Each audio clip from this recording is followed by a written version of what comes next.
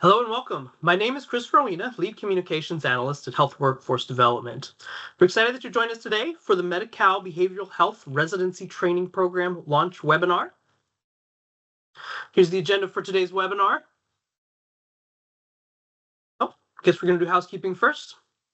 This webinar is hosted in Microsoft Teams. If you're not familiar with the platform, you can find the chat and the view controls in the menu bar at the top of your screens. The chat option will be open for asking questions during the Q&A session, which is at the end of this webinar. We're going to try to answer all of the questions that you have today. We'll get to as many as we can, but we may need to defer situation-specific questions to the grant guide. Lastly, this webinar will be recorded and will be available within 5 business days. Now we'll do the agenda. We did the housekeeping and introduction. We're going to go over the webinar objectives. We'll have some opening remarks and an overview of HCAI. From there, we'll talk about BH Connect as a whole and how the Workforce Initiative fits into that. We'll introduce the residency training program itself, the purpose, components, and the key dates associated with it. We'll discuss the application process, and then the parts you're all waiting for, questions and answers we will have. At the end there, some closing remarks. And I believe there's the webinar objectives. Today, we aim to present a high-level overview of the behavioral health community-based organized networks of equitable care and treatment, or BH Connect, demonstration, and the BH Connect Workforce Initiative. We'd like to discuss new funding opportunity for existing graduate medical education programs and provide potential applicants with the eligibility criteria, the program components, the funding and the scoring methodologies, the application process, and then, as we mentioned, the Q&A. And with that, it is my pleasure to introduce Dr. Sharmil Shah, the Behavioral Health and Policy Branch Chief for Health Workforce Development, for our opening remarks.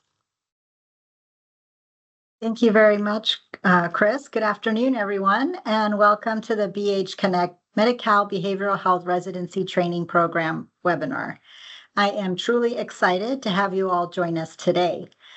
As you all know, behavioral health challenges affect people from all walks of life, and the need for skilled, compassionate professionals in this field has never been more urgent. Through this program, we hope to increase the availability of the psychiatrists practicing in Medi-Cal safety net settings that serve our communities, children and youth, and those with addiction challenges. So as key leaders and mentors shaping the next generation of behavioral health professionals, your role is integral and is not only for the success of this program, but to the broader mission of improving behavioral health services across California. So in today's session, we will walk through the key aspects of the program, including eligibility requirements, application timelines, award amounts, and how individuals can apply. And so with that, let's not waste any more time. Let's get started. So what I'd like to do first is kind of ground us in HCAI's vision and mission. And our vision is a healthcare system that is equitable, affordable, and accessible for every Californian. And our mission is to expand equitable access to quality, affordable healthcare for all Californians, support healthcare workforce, facilities, and data systems that drive better care and outcomes for all, and support the development of a culturally competent workforce that reflects the communities it serves. Next slide, please. We have 5 program areas: facilities, financing, workforce, data, and affordability. In the workforce section is where most of our programs in BH Connect fall, where we expand and diversify California's health workforce for underserved areas and populations. Next slide, please.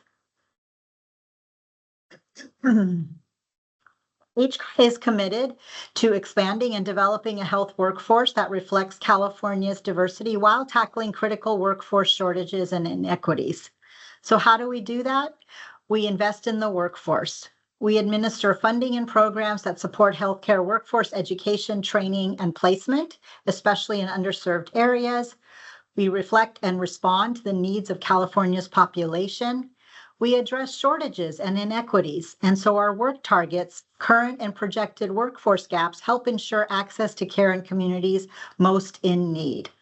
And we also drive decisions with data. HCAI publishes comprehensive, actionable data on California's health workforce that informs policy, guides investments, and also measures impact.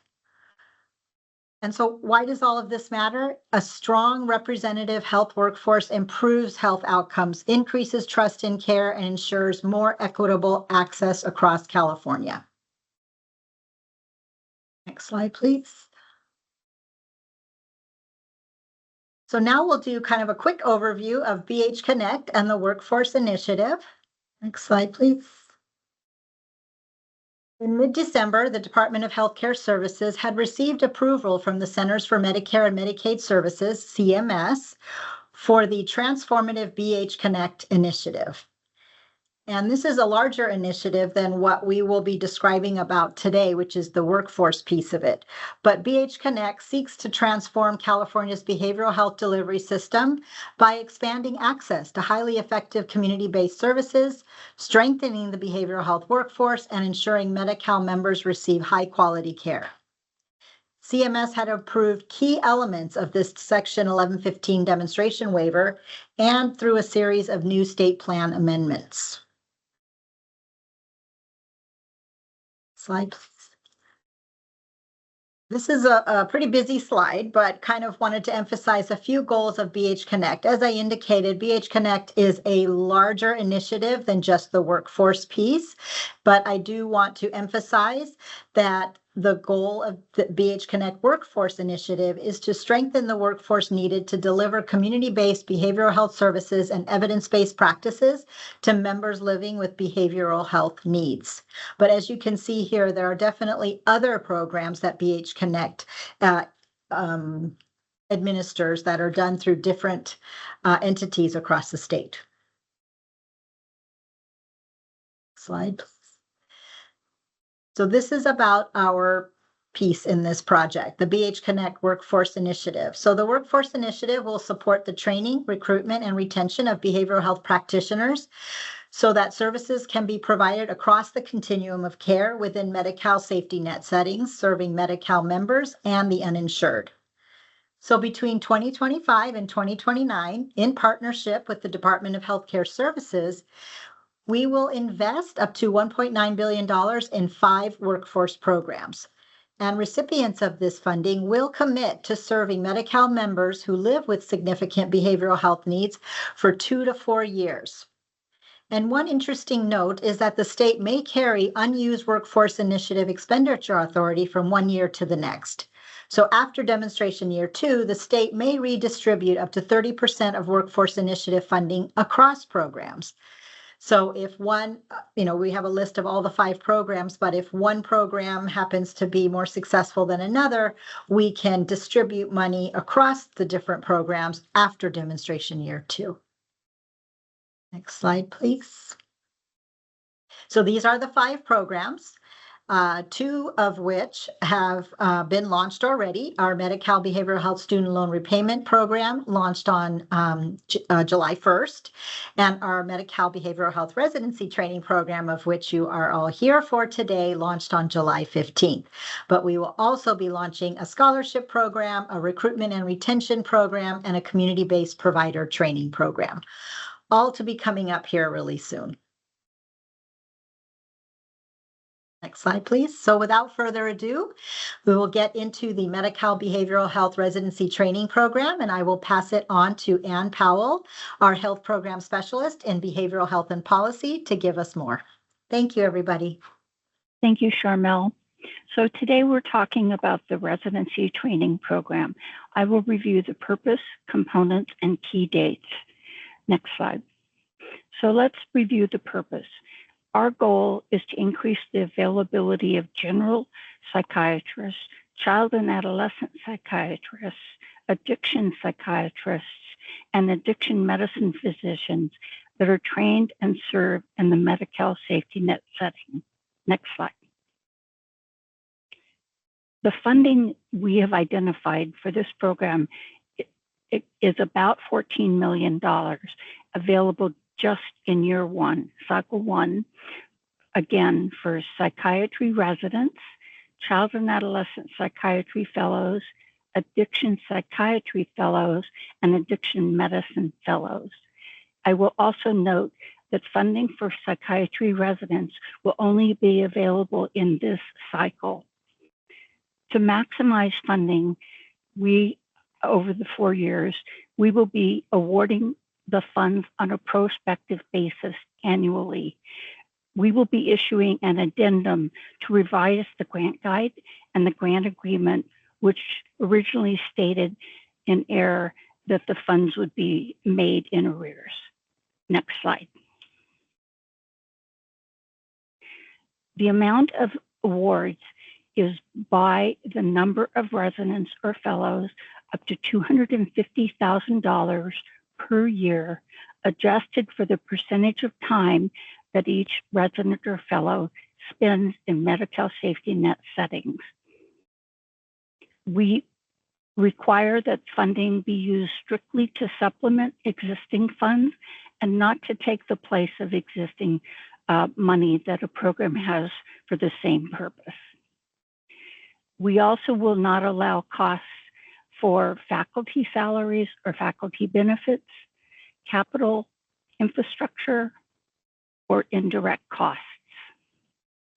The awards level will be based on the scoring of your application and could be a full, partial, or no funding award. Next slide.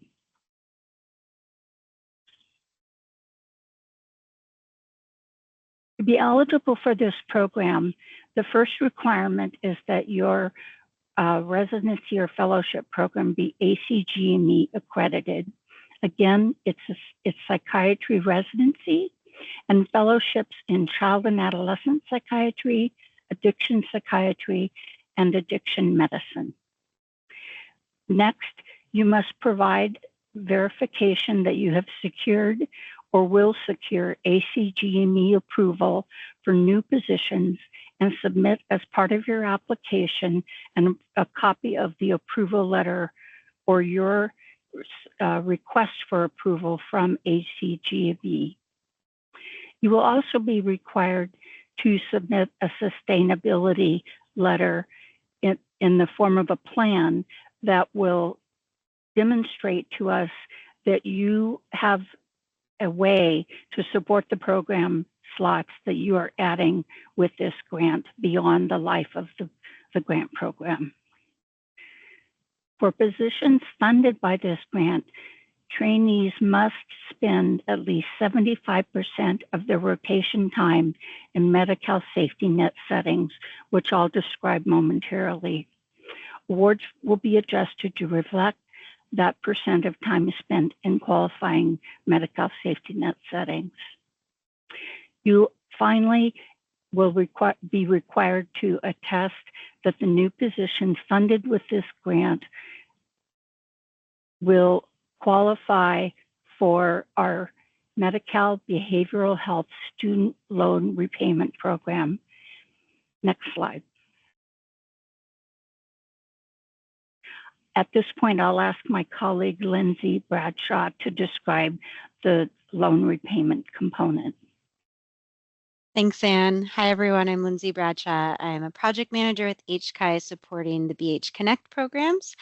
And I'm going to elaborate on the last point that Anne shared in terms of eligibility. So for programs to be eligible to be awarded for the Medi-Cal Behavioral Health Residency Training Program, we will ask programs to attest that they will fill positions funded by this grant with trainees who have been pre-qualified for a special cycle of the Medi-Cal Behavioral Health Student Loan Repayment Program, which we will open up specifically for residency and fellow applicants.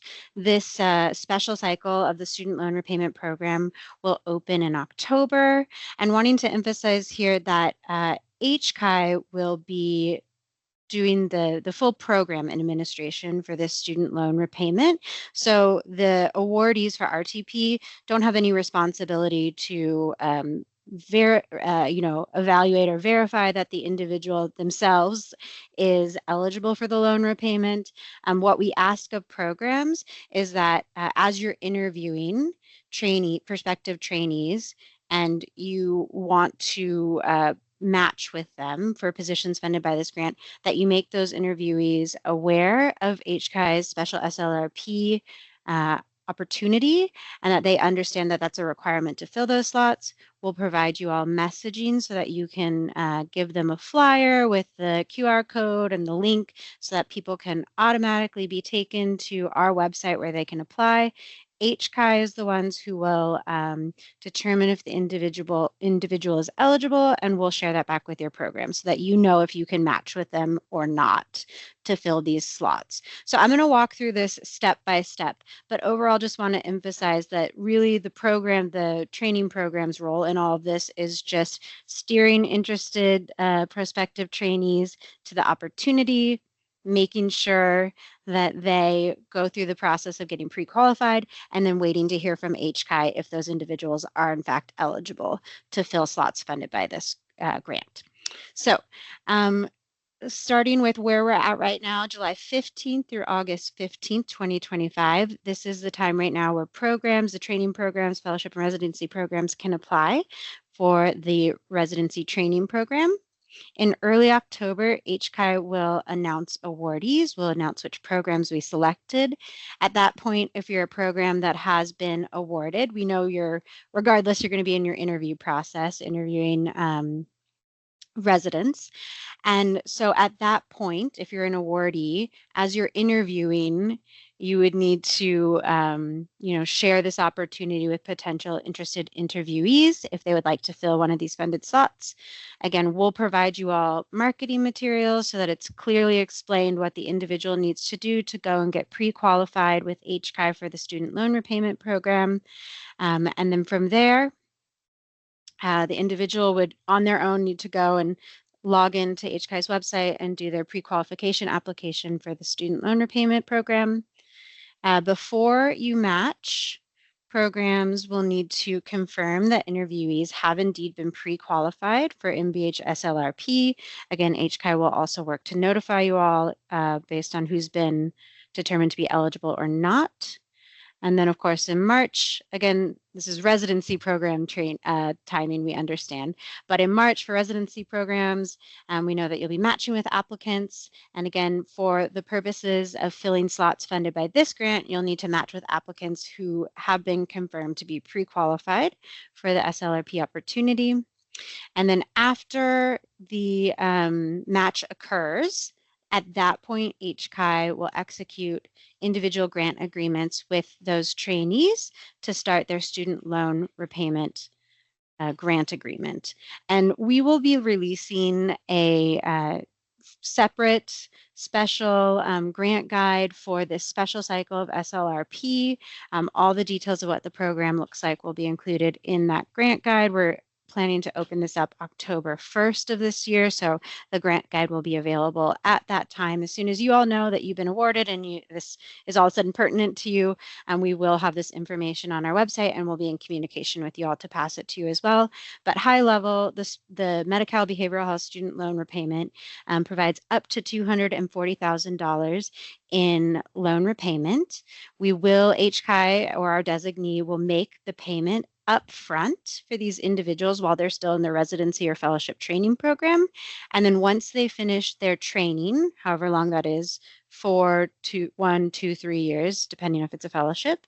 Once they finish their training, that's when their service obligation will begin. They'll have a 4-year service obligation period where they need to be employed in a Medi-Cal safety net setting, which Ann will share more about in just a minute. And so again, it's not the program's responsibility to follow up to make sure that the trainees are serving their service obligation.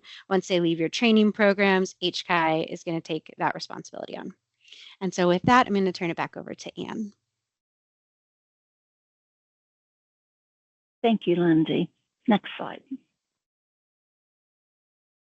So one of the key features of this program is that residency training and service obligation take place in Medi-Cal safety net settings. And here are the 6 major categories for safety net settings: federally qualified health centers, or FQHCs, community mental health centers, or CMHCs, and rural health clinics. These 3, there is no minimum percent required for Medi-Cal and or uninsured patients or clients. For hospitals, the payer mix requires that they have 40% or higher Medi-Cal and or uninsured.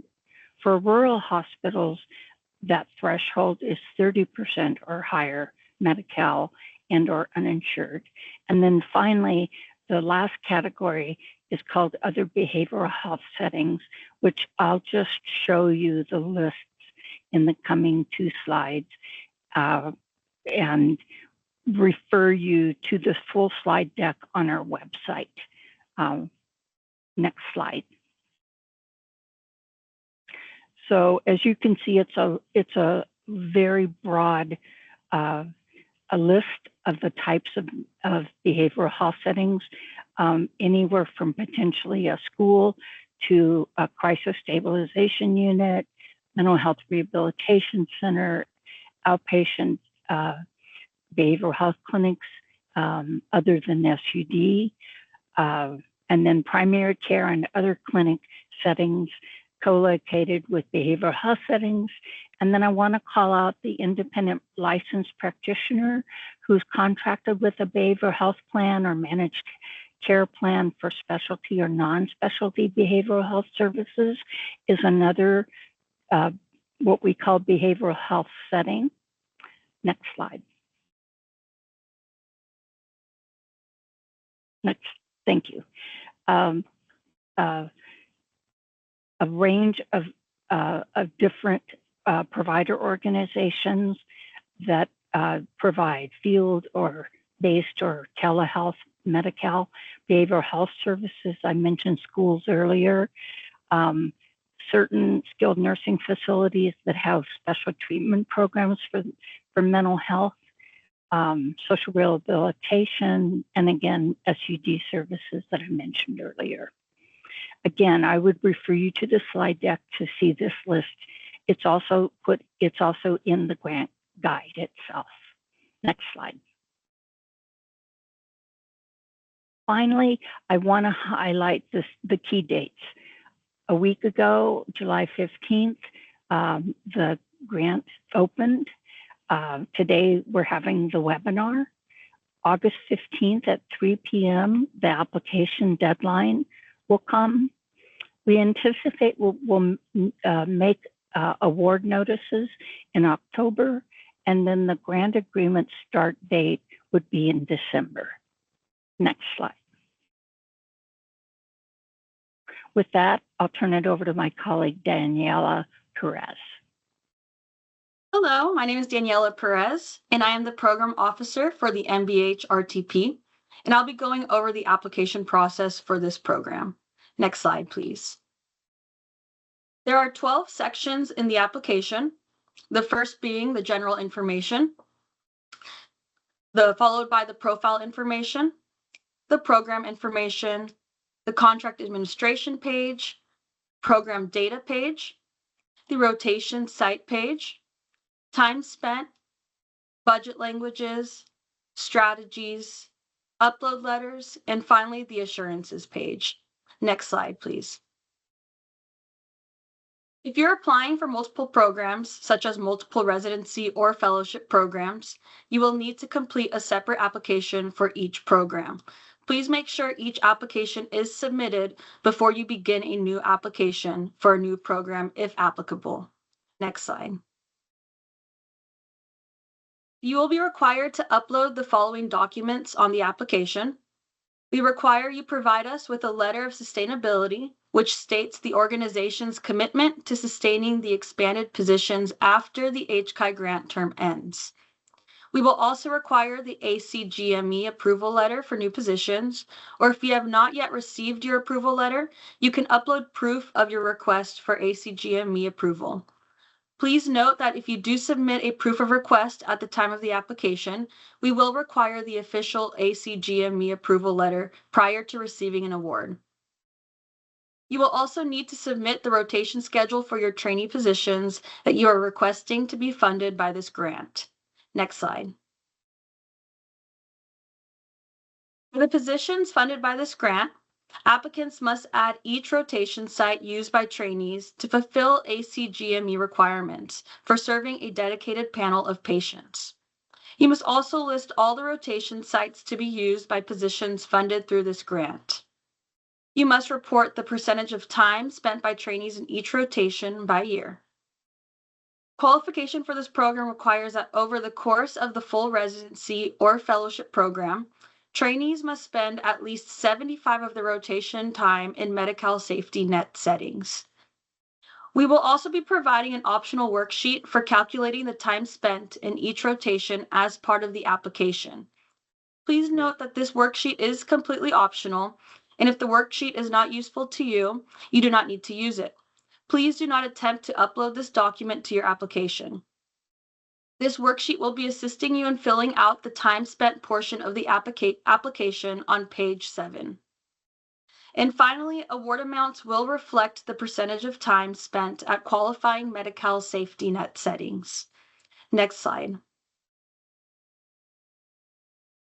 The following is our scoring methodology for the applications. We'll be scoring based on the rotation site location in an HCAI identified shortage area. We will be scoring the language fluency pertaining to the total number of psychiatry residency or fellowship program participants enrolled in your previous cohort. We will be scoring the program strategies used to encourage program graduates to practice in Medi-Cal safety net settings. And we will also be scoring the strategies that will be used to implement culturally responsible care training into the program's curriculum. Next slide. Thank you for your time and attention. And now Lindsay Bradshaw will be presenting on post-award and payment provisions. Thank you, Daniela. Okay, HCAI expects the grantee will begin performance of their obligation on the start date in the grant agreement. As Anne mentioned, that will be in December of 2025. HCAI cannot provide tax advice to grantees. HCAI staff are not tax professionals, and tax consequences may vary depending on the grantee. And so for this reason, grantees must seek professional tax advice from professional tax individuals. HCAI reserves the right to recover monies for a grantee's failure to perform service and other grant agreement obligations. Next slide, please. So this slide here is a look at what we will be releasing in our grant guide addendum within this week. As Anne mentioned, currently the grant guide that's uploaded on our website notes that HCAI will make payments in arrears. This is no longer the case. HCAI will be making prospective payments on an annual basis. And so what you see here is a list of annual reports that we will have, as well as, and knowing that for reports 1 through 4, HCAI will be making payments after receipt, review, and approval of these reports.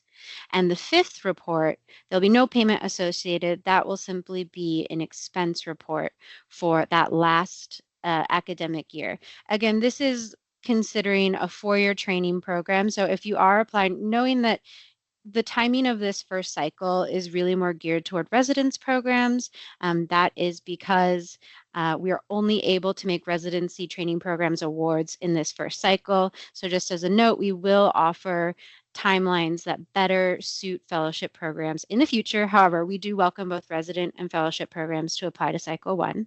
So depending on which of those you are, the amount of reports you enter may vary here, but considering this for residency training programs. For annual report 1, that would be due July 31st, 2026. That will be for the grantee to provide us a prospective report for their expected budget for academic year 26-27. And then you can see for annual reports 2, 3, and 4, the report will cover two things. It will be an expense report for the previous academic year so that HCAI can review and reconcile any funding that wasn't spent, and it will also be a prospective report for the upcoming academic year so that we can pay you prospectively for that next year. And then again, the annual report 5 will simply be an expense report to reconcile what was spent for that last academic year. Next slide, please. Closing out here with some application resources. Please visit our website to see all the resources that are available. We've got a link to our website there. By clicking the link, you'll be able to see the following. The grant guide, again, noting that we will be posting addendum on this website in the next few days. The technical assistance guide will also be available shortly, so please continue to check back for that. That's a guide that will help you understand how to walk through the application. And then a recording of this webinar when it's uploaded. We will also post award notifications after decisions have been made on this website. And of course, for more information about BH Connect at a higher level as a whole, we've got a link there to our website or our webpage that covers the BH Connect Workforce Initiative in its entirety. Next slide, please.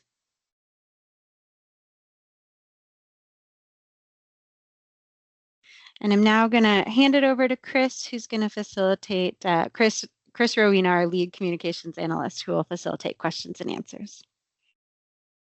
Thank you, Lindsay. As you can see, our team has put a lot of work into this program, and we're just excited that you have joined us today to learn more.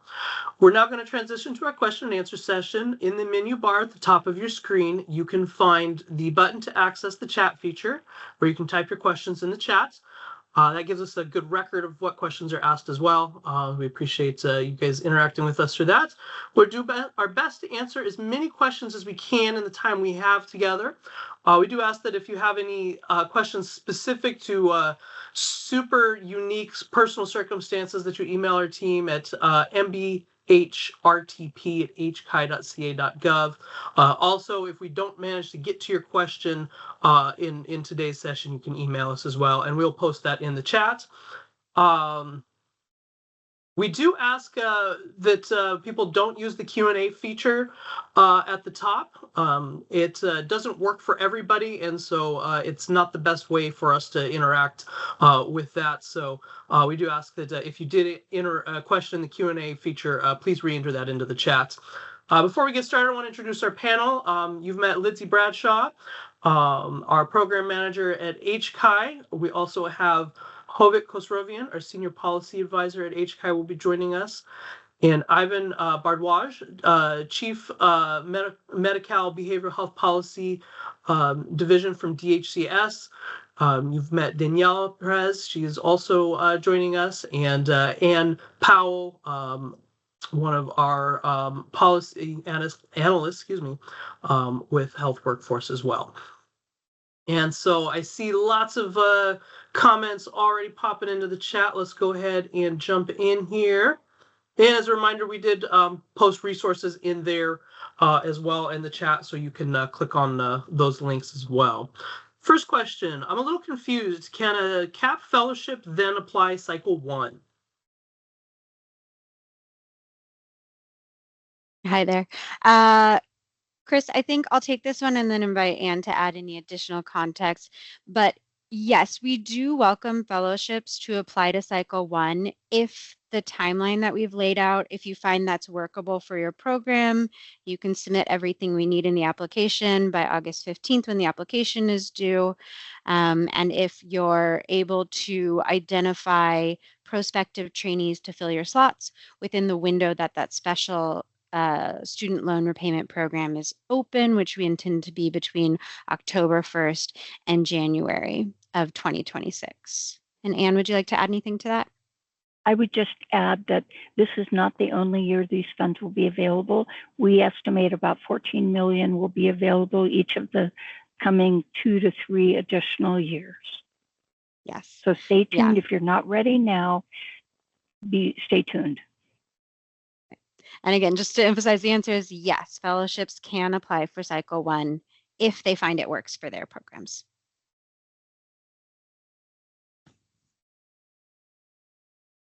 And a clarification on that, looks like they meant the match results. Say that again, Chris. The fellowship in Yes. January in for CAP comes out in January each year, and they meant the match results for that first question. That's right. So your prospective trainees would need to get pre-qualified for HCAI's SLR special student loan repayment cycle in enough time that allows us to notify you so that you know if you're able to match with those individuals.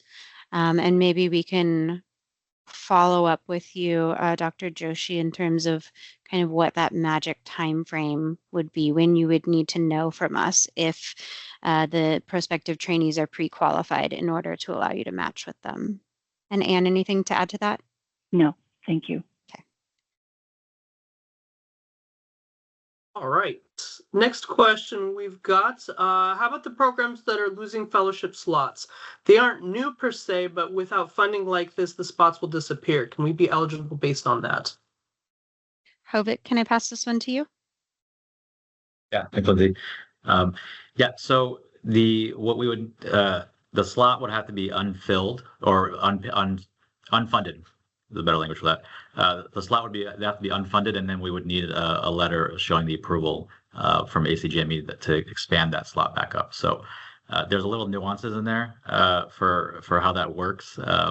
It doesn't just have to be on top of expanded on top of what you already have. It could also be an unfunded slot that potentially was not in process in the previous cycle, but then you are re-upping it basically.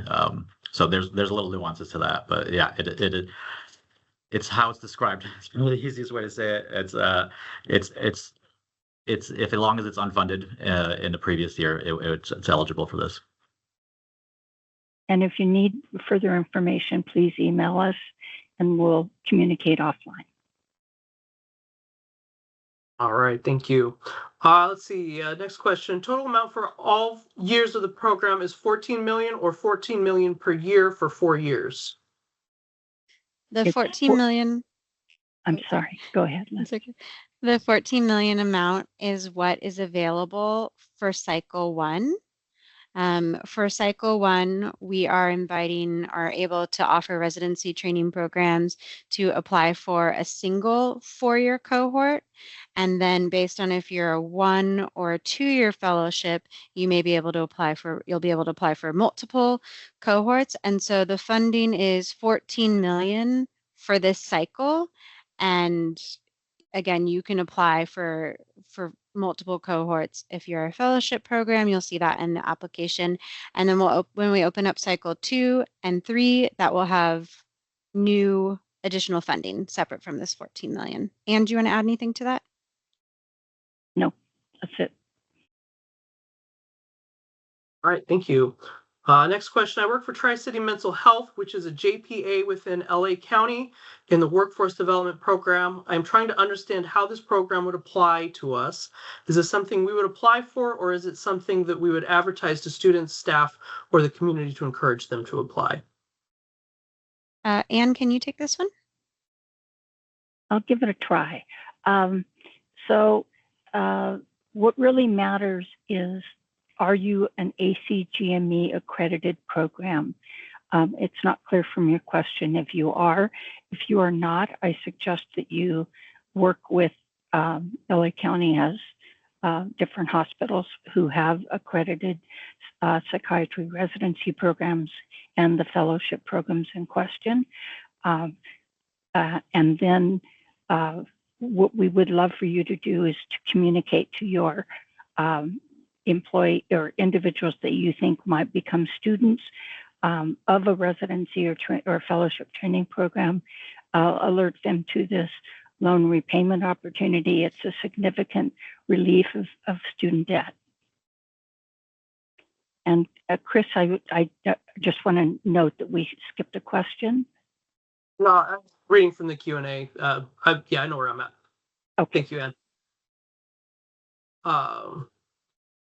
All right.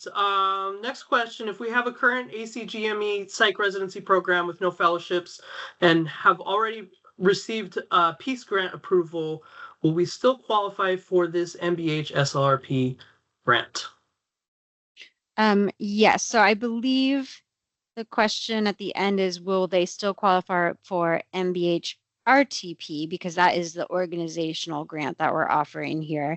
The MBH SLRP is a student loan repayment, which will be individual agreements that HCAI holds with the trainees filling the slots funded by this grant. But assuming that that last sentence is meant to say MBH RTP, I'm going to hand this question over to Anne. So repeat that last question again. Yeah, it's if we have a current ACGME psych residency program with no fellowships and have already received Peace Grant approval, will we still qualify for this MBH RTP HCAI grant? So the It's question probably two different. Go ahead. Yes, thank you for that clarification. So the Psychiatric Education Capacity Expansion Program piece was something that HCAI has offered in the past. It depends on where you are in that program. It's very possible that you could qualify. Please email us so that we can get some additional details about when you will have completed that program. All right. Thank you, Anne. Next question. With regards to hospital settings, does the 40% Medi-Cal requirement or higher refer to just the behavioral health unit or the overall hospital? I'll pass this one to Anne. It applies to the entire hospital. All right, thank you. Follow-up question from the same from John here. So we will need to ensure that applicants qualify MBH SLRP before the rank order list is due in January 2026. Is that a statement I'm thinking, Chris? I think it's a question. So, and the answer is yes, Lindsay. What they're asking is, do they have to complete their match in March? You will, and you'll need to make sure that they have qualified for the student loan repayment program before you complete your match cycle. I don't know if people are able to unmute. It looks like no, but I'm looking at the note here and I'm reading this as a statement. So if it is a statement, John, we will take that as helpful information, and we will know that we will need to close out that special cycle of SLRP before the point in January, which you need to have your rank order list due. And if it is a question, then the answer is yes. You'll have to, people will have to qualify before the rank order list is due. All right.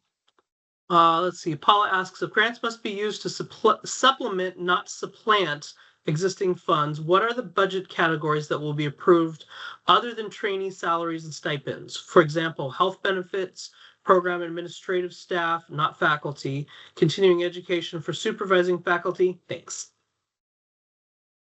Perfect. Daniela, would you like to take this one, or would you like me to pass this to Anne? You can take it. Yeah, so it needs to be going towards faculty salaries or their faculty benefits. So as long as these costs are for the residency trainees or the fellowship trainees. Is there something else you guys want to add? Yeah, I just want to clarify. So faculty, staff, and benefits are not allowed. Staff salaries and benefits are a category that we'll accept. We had a definition for what we deemed faculty earlier in the presentation, and I don't know if you know that by heart and want to share that, or I can continue. But we basically have three categories, big picture categories that we'll pay for. It's trainee salary and benefits, staff salary and benefits, and then other trainee costs, which are expenses necessary for trainees to complete the residency or fellowship programs. This includes computers, uniforms, i.e. scrubs, textbooks, both electronic or hard copy, rotation, travel, and accommodations. Costs for supplemental trainings only if required to complete the residency or fellowship, professional licensing, and exam fees. And I think your direct question regarding administrative staff, I will say that in the grant guide, we note that staff salary and benefits are for those positions such as program coordinator. Would you like to add anything to that, Anne? Yeah, I'll add a couple of things. Thanks. One is we define faculty as employees that are involved in the supervision and training of residency or fellows on an ongoing basis. We do not pay for administrative staff that are not directly involved in the education of such as a coordinator. Yeah, thanks for that clarification. I apologize for the faculty wording. No worries. All good. All right. Let's see. Next question here. What is the timeline for the second cycle? Yeah, I can speak to that. This is a tentative timeline right now, and would certainly welcome further refinement on this. We've spoken with a few fellowship programs on this. At the moment, we're envisioning that we would open the second cycle, which is again aimed or designed for fellowship programs, because that is all that will be able to apply for the second cycle. So our goal is to open the RTP application mid-March 2026 through mid-April 2026. Our goal would be to announce awards in August. We would have the special cycle of the loan repayment open September through October. And then we would, we know that your programs will match in January. And so once you all match, at that point after the match, we would then, HCAI would enter into the individual agreements with the trainees who are partaking in the student loan repayment program. So basically, application open mid-March 2026, awards announced August. Special cycle of the loan repayment program open September through October, knowing that you all need time to do your match in January. Yep, so that's what I got on that. All right, thank you. Next question is, we requested and received our expansion for 2 fellows for CAP by ACGME, but the timing is off since we need to submit our rank list by mid-December. So, I mean, the one thing I would say, and Anne, I'll invite you to add to this too, is that again, we intend to open up the special cycle of the student loan repayment October 1st. So I think if you want to email us, if you're interested in applying for the cycle, and let us know by which date HCAI would need to let you know if applicants or potential trainees have been approved or pre-approved for the SLRP program, we could try to work within your schedule.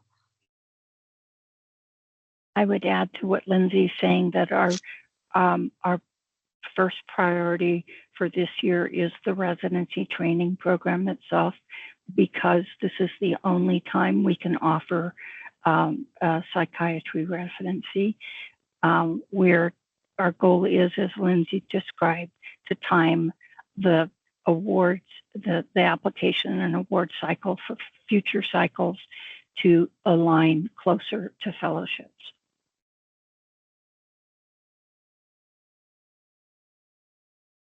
All right, thank you. Let's see, just a comment from Joseph. Rank order list deadline is 3/4/26 for main residency match. Thank you for that note, Joseph. Aaron asks, what happens if we match someone who is not qualified for MBH SLRP, as we can't control who ranks our program? Yeah, I'll do a part answer to this and then pass it to Anne. The short answer is that you would not be able to use that trainee to fill a slot funded by this residency training grant program. And Anne, I'm going to kick it over to see if you have any ideas of how we could support them in this. So one possibility is if you have other people with whom you are attempting to match, that you encourage them to apply for this student loan repayment program, and that if they qualify, it could be that they fall in your ranking such that you choose them over another person. Lindsay, I just want to add. Yeah. Thanks, John, John actually answered it on the chat. So the one option would be to create a separate match number, so that you have a specific kind of track for these individuals, so that you can ensure matching, because they would pick that track number and then you would select them as number one. So hopefully, ideally, they would match. Thanks for that. I would Hovik. note, yeah, thanks, Hovik. We have currently we have a student loan repayment cycle that's open, not for people who are planning to go into their residency or fellowship. This is for people who are currently working and no longer training. But we're having a massive response to this application, somewhere up around up to 4,000 applications that are either submitted or in progress. And I would say that people are very excited about receiving up to $240,000 in loan repayment. So hopefully there's lots of interviewees that you're working with that are just coming out of medical school and would be very eager to take a student loan repayment agreement. So. All right, thank you, everyone. Next question, just to clarify, you do or do not pay for faculty involved in resident education? We do not pay for faculty. Okay.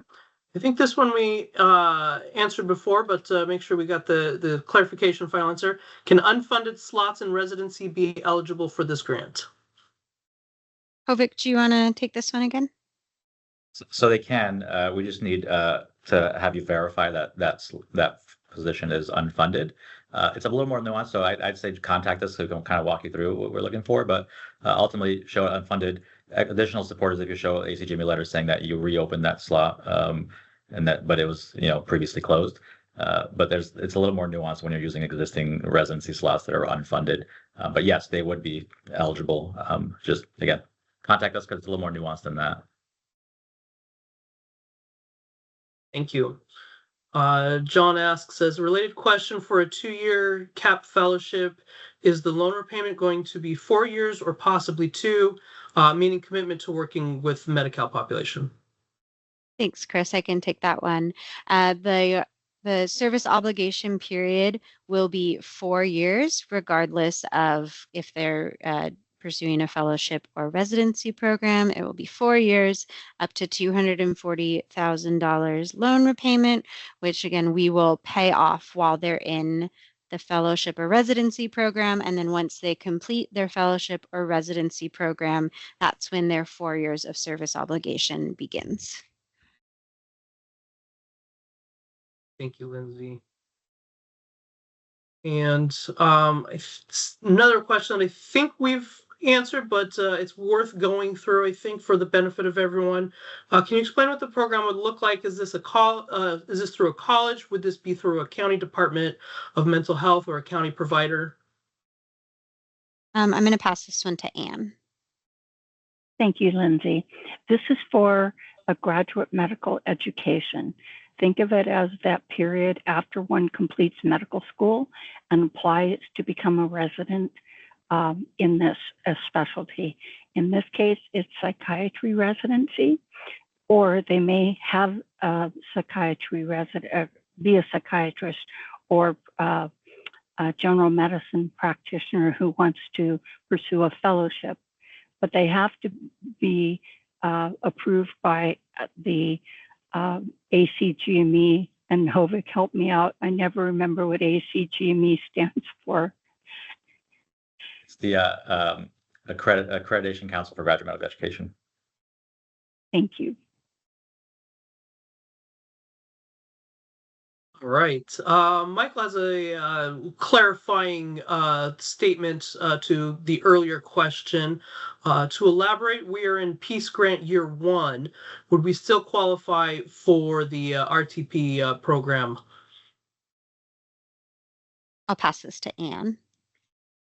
Please email us. It's the answer is nuanced.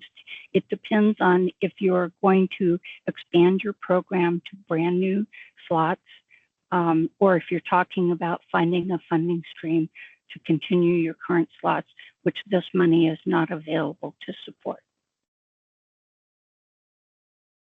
And again, Michael, you can find the email at the contact us in the link right there, mbhrtp@hci.ca.gov.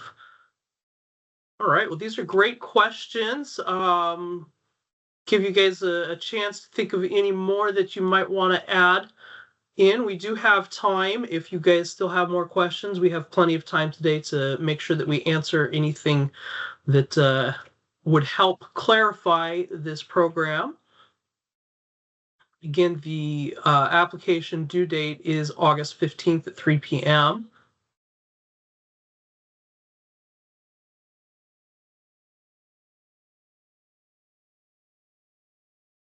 Give folks another minute or so here to come up with any other questions. Did want to mention also that we will have the recording of this webinar up and on our webpage in 5 business days. We will also have the other resources on our webpage coming up soon as well. And I believe Lindsay mentioned that there is an addendum to the grant guide coming out shortly too. So be on our webpage for all of that information. And as John mentions here, if you have further questions, please email us. That we are here to help, and glad that the information has been helpful for you, John. All right. Well, if I can, Chris, yeah, I just want to reiterate the point that Hovik made earlier in response to John Lau's ask about the match process and the idea that some applicants may create a separate NRMP match number. And the reason to do that is so that you can establish the criteria that they apply for and are made eligible for the student loan repayment program. That is why some applicants may consider doing that. Thank you, Anne. Aaron has a question. Is asking a trainee if they are pre-qualified a match violation? I'm going to pass this to Hovik and also note that the way that we are designing the system, we should also be able to notify you who we've matched.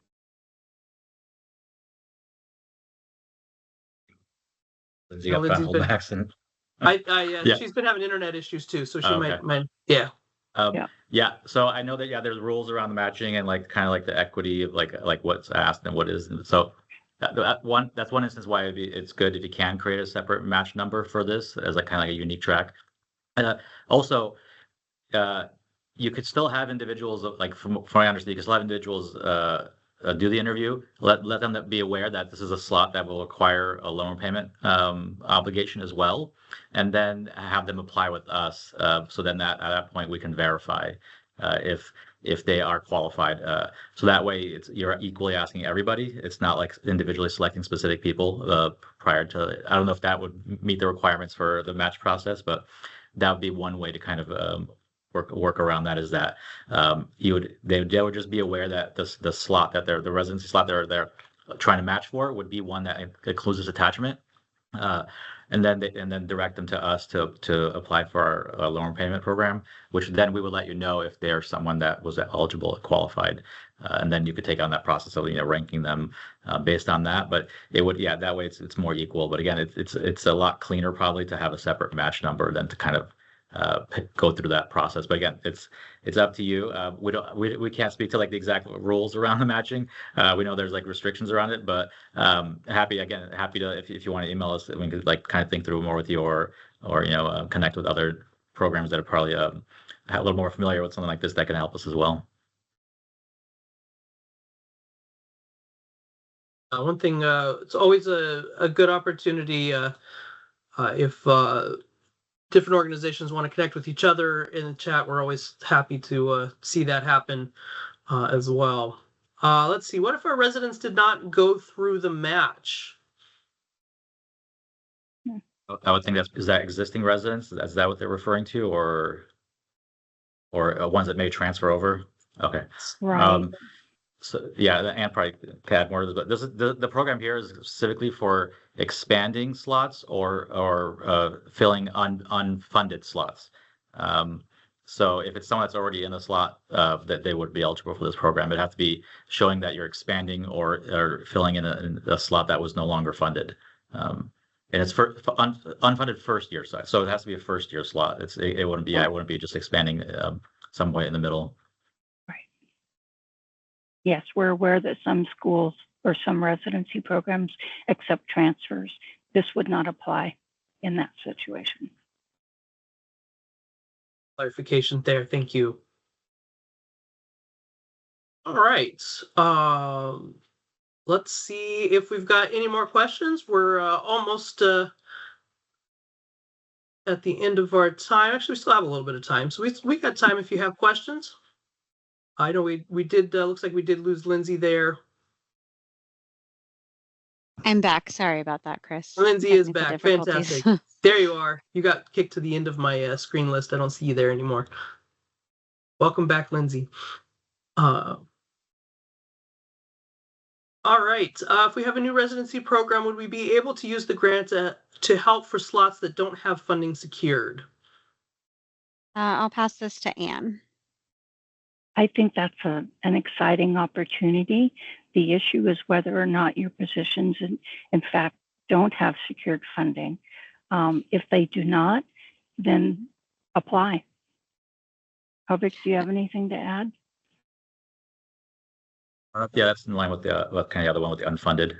If you're new and you're expanding, yeah. If you have a letter that shows you're expanding, great.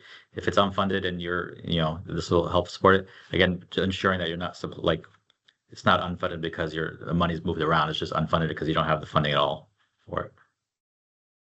And then also noting that the cohort supported by this grant, if you're a residency program, would need to begin for the academic 26-27 year. Good call. All right. And Abby asks, do you have a list of ACGME approved programs in California? I'll pass this to Anne. You can go to the ACGME website and do a search for California Psychiatry Residency Programs or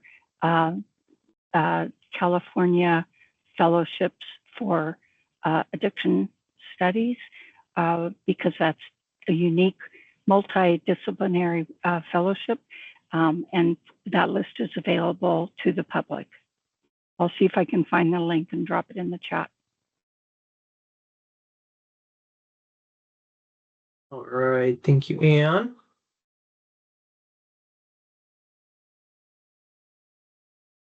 One of the things that we highly encourage you, if you haven't done yet, make sure you go and read through the grant guide.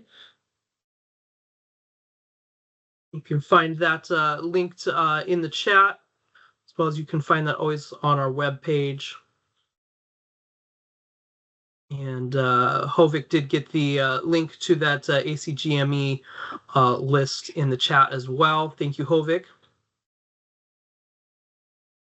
Any more questions that we have today?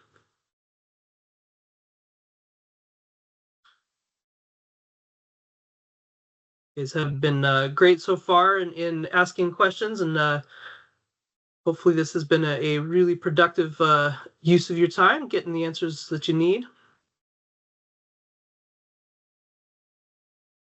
One thing I would say, if you think of a question here in just a minute, once again, go ahead and email that MBH RTP at hci.ca.gov.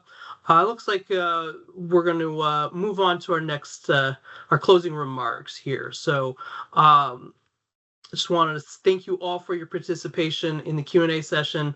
And again, please email us if you didn't get your question answered or you think of another one. I'm going to hand it back to Dr. Shaw for some closing thoughts now. Very good. Thank you, Chris. I want to thank you all, and of course, thank our BH Connect team, the Department of Healthcare Services, those folks who are on the call with us, and of course, to all of you for spending your valuable time with us today. And I'm really hopeful that you received information that you need to participate in this much needed program.